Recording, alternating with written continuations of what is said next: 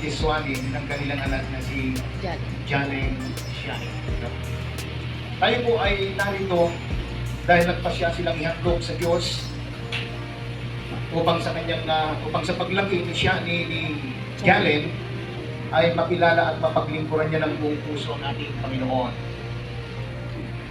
Ganon din ang Diyos mismo ang nagtatakda ng gawain ito at ating sinusunod ng walang pag-aalinlangan at makatwirang tuntunin ng ating Panginoon. Maging ang ating Panginoong Hesus, nung siya ay bumaba sa lupa at nagkatawang tao, ay pumupuso na inihandog ng kanyang mga tumayong magulang na sila Virgin Mary at si Joseph. Kaya nga po, ang gawain nito ay isang sagrado, isang banal. At pumupuso natin itong re-respetuhin, kikilalanin, sapagkat ang paghahandog ay gawain para sa Panginoon.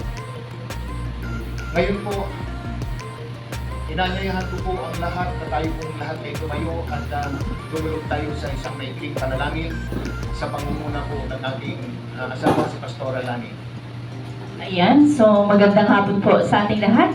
Ayan, ano pong meron ngayon? Ayan, second birthday ni Jalen at ito po ay dedication. Ayan, ihahandog po si Jalen sa ating Panginoon. Ayan, so tayo po yung magpasalamat sa Lord dahil nandito tayo sa oras na ito at tayo nakikiisa sa pagdiriwang ng kaarawan at paghahandog kay Jalen Siani. Okay, so Lord, maraming salamat po God sa araw na ito God, na tunay nga po bagamat napakainit Panginoon. Pwede ka o God ang siya nagbibigay ng protection, care o God sa bawat sa amin Panginoon, at maraming salamat po God. Salamat sa paggabay mo sa bawat sa amin.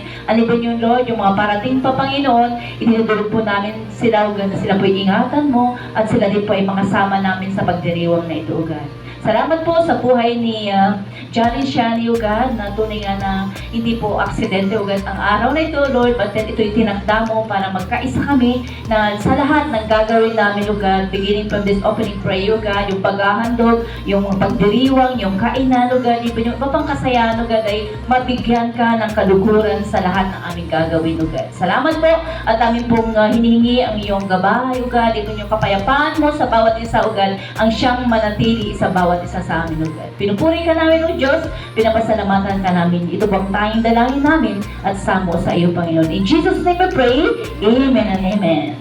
Sige po, manatili po kayong nakatayo at tayo po ay sama-samang sumamba sa Panginoon sa pamamagitan po ng paghahandog ng awitin. Tayo po ay pangungunahan ng aming po mga musician sa GLCC po, si Sister Tisa Gementala.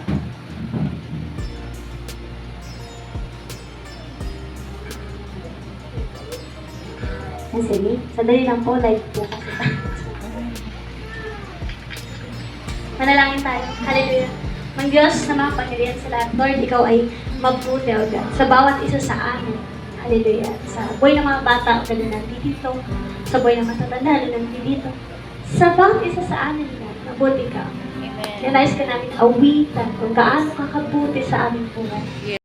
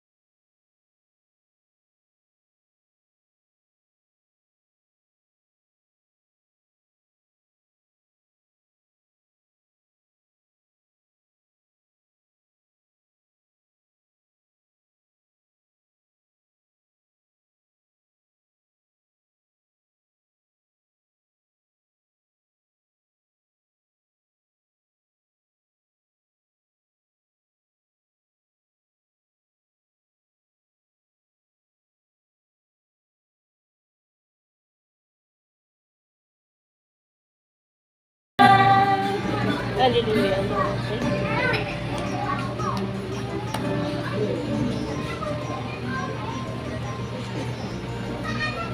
Hindi pwede na po tayo makaupo.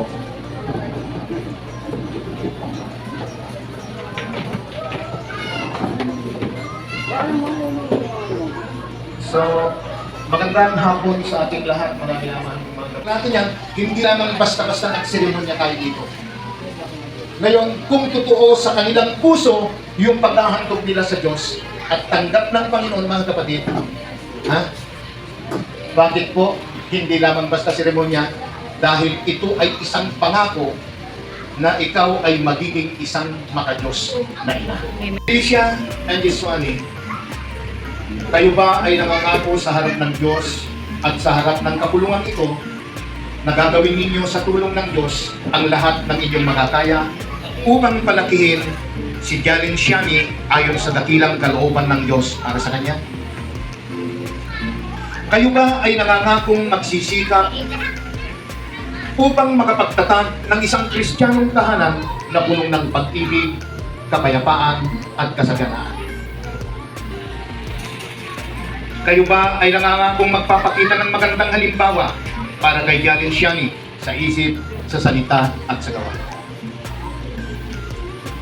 Panguling katanungan, sa pagkakataong dumating ang panahong lumaki na at tawagin ng Panginoon si Jalen Shiani sa isang buhay na paglilingkod sa Diyos, ipinapangako ba ninyong hindi nyo siya ipagkakait? Amen. Mga ninang at mga naman marinig ng mga audience at yung mga ninang. Okay? Sige, lahat ko ng ninong-ninang. Opo lang po ang sagot. Para naman po sa inyong mga napiling ninong at ninang, bilang pangalawang magulang kay Jalen Shiani, nangangako ba kayong susuporta sa mga magulang ng bata upang ang batang ito ay lumaki ayon sa kalooban ng Diyos para sa kanya?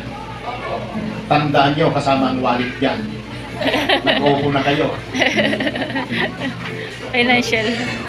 Pangalawang tanong, nangangako ba kayong ipananalangin si Jalen Shiani at maglalaan ng pagkakataon na may ituro sa kanya ang salita ng Diyos? Amen. Last, nangangako ba kayong magiging isang magandang halimbawa para sa kanya, sa isip, sa salita, at sa gawa? Amen. Sige, pwede na po kayong mag-upo. Masarap talagang magpa-upo. Na nagtatag ng pamilya ayon sa dakilang plano. Kami po ay dumudulog sa iyong harapan ngayon. Hinihiling namin sa iyo na pagpalain ang batang si Jalen. Pagpalain mo rin ang kanyang pamilya at bigyan mo po sila ng sapat na karunungan at kaunawaan upang mabigyan nila ng magandang buhay si Elo. At higit sa lahat, Panginoon, hinihiling po namin sa iyo na hayaan mo pong lumaki ang batang ito na may banal na takot at pag-ibig sa iyo. Ito po ang aming dalangin sa pangalan. Amen.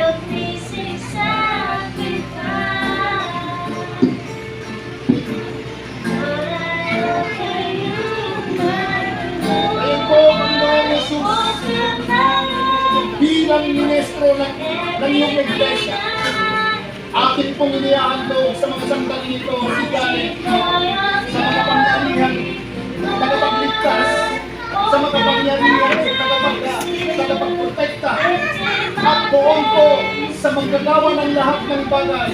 Ang aming pong tagapagligtas ni Jesus, Panginoon, tanggapin mo po si Jalen at siya ay po sa inihahandog ang kanyang mga magulang.